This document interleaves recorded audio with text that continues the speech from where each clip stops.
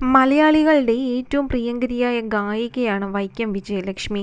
പ്രതിസന്ധികളെ അതിജീവിച്ച വൈക്കം വിജയലക്ഷ്മിയുടെ ജീവിതം നല്ലൊരു പ്രചോദനമാണ് മറ്റുള്ളവർക്ക് നൽകുന്നത്. കാഴ്ചയുടെ ലോകം വിജയലക്ഷ്മിക്ക് അന്യമാണെങ്കിലും സംഗീതം കൊണ്ട് ഉൾവെളിച്ചം നിറച്ച വിജയലക്ഷ്മി ആരാധകരുടെയും സംഗീത സംവിധായകരുടെയും സ്വന്തം വിജിയാണ്. വേറിട്ട ആലാപന ശൈലിയാണ് വിജിയുടെ ഗാനങ്ങളുടെ പ്രത്യേകത.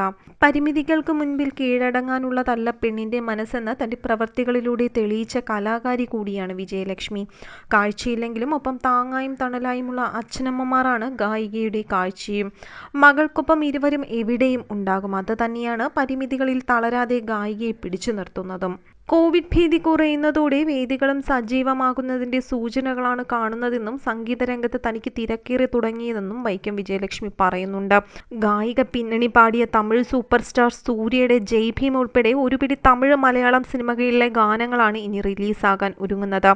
അടുത്തിടെ നർത്തകി പാരീസ് ലക്ഷ്മി പുറത്തിറക്കിയ മീര ഭജന ആലപിച്ചതിന്റെ ത്രില്ലിലാണ് വൈക്കം വിജയലക്ഷ്മി. ഇപ്പോൾ പുതിയ പാട്ട് വിശേഷങ്ങളുമായി ഗായിക എത്തിയിരുന്നു. പാരീസ് ലക്ഷ്മിയുടെ മീര ഭജനെ കുറിച്ച് വിജിയുടെ വാക്കുകൾ ഇങ്ങനെയാണ്. പാരീസ് ലക്ഷ്മിയുമായി ഏറെ കാലമായുള്ള സൗഹൃദമാണുള്ളത്. എൻ്റെ വീട്ടിൽ ഒരുപാട് തവണ ലക്ഷ്മി വന്നിട്ടുണ്ട്. എനിക്ക് ലക്ഷ്മി ഒരു അനുജത്തിയെ പോലെയാണ്. ഒരുമിച്ച് വർക്ക് ചെയ്യുന്നതിനെക്കുറിച്ച് തമ്മിൽ കാണുമ്പോഴൊക്കെ ഞങ്ങൾ ചർച്ച ചെയ്തിരുന്നു. അതാണ് ഇപ്പോൾ മാരാരെ ഗിരിധർ ഗോപാൽ എന്ന മീര ഭജനിലൂടെ സാക്ഷാത്കരിച്ചത്. പാരീസ് ലക്ഷ്മി ഈ വർക്കിനെ കുറിച്ച് പറഞ്ഞപ്പോൾ സന്തോഷപൂർവ്വമാണ് ഞാൻ കേട്ടിരുന്നത്. മീരാഭായ് ഭജൻസ് ഞാൻ പലതവണ കച്ചേരികളിൽ ആലപിച്ചിട്ടുണ്ട്. മീരാഭായ് വീണ വായിച്ച് പാടുന്നതായിട്ടാണ് ഈ ആൽബം ചിത്രീകരിച്ചിരുന്നത്. അത് ആലപിച്ചപ്പോൾ കൃഷ്ണന് വേണ്ടി സ്വയം അർപ്പിച്ച മീരാഭായിയാണ് താനെന്ന് തനിക്ക് തോന്നിപ്പോയെന്നും വിജി പറയുന്നുണ്ട്. രത്നശ്രീ അയ്യറാണ് തബല വായിച്ചത്. കൃഷ്ണനിൽ ലയിച്ചാണ് ഞാനിത് പാടിയതെന്നും മീര പറയുന്നുണ്ട്.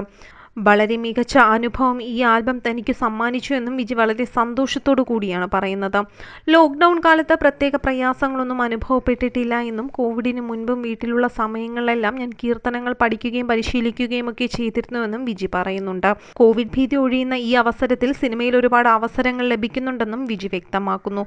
മലയാളം തമിഴ് സിനിമകളിൽ പാടാൻ അവസരം ലഭിച്ചിരുന്നു. മലയാളത്തിൽ സമന്വയം എന്ന ചിത്രത്തിൽ ഞാനും മധു ബാലകൃഷ്ണൻ ചേട്ടനും ചേർന്ന് പാടിയിരുന്നു. എന്തായാലും വിജിയുടെ ആരാധകർ ഇപ്പോൾ വിജിയുടെ ആൽബം കാണാൻ വേണ്ടി കാത്തിരിക്കുകയാണ്.